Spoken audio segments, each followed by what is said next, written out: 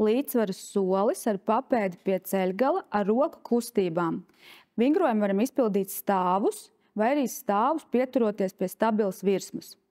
Kājas novietosim gurnu platumā, ceļi viegli saliekti, rokas atradīsies gar sāniem, mugura taisna un skatiens ir vērsts uz priekšu. Kustība.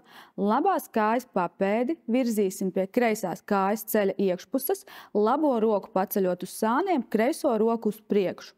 Nolaidīsim rokas ar kājām lejā un samainīsim šo pašu uz otru pusi. Ja pieskarties pie ceļgala ir vēl nedaudz sarežģīti, jūs varat papēdi virzīt pie apakšstilba. Tātad mazliet samazinot kustību.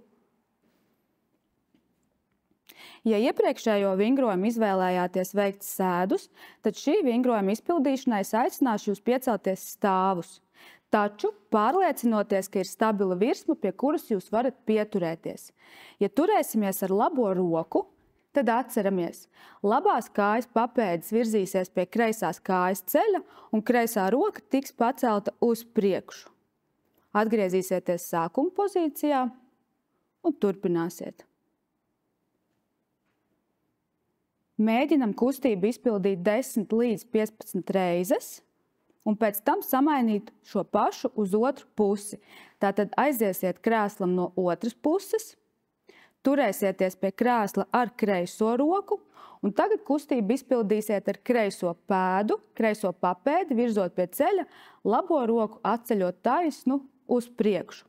Atcerieties vienmēr saglabāt taisnu muguru un skatienu vērstu uz priekšu. Izpildot kustību, vēlreiz atgādināšu, mēģināt nepārnest visu svaru uz roku, kura balstās pie stabilās virsmas, bet izmantot šo virsmu kā mazu papildus pieturēšanās elementu, lai palīdzētu jums saglabāt līdzsvaru.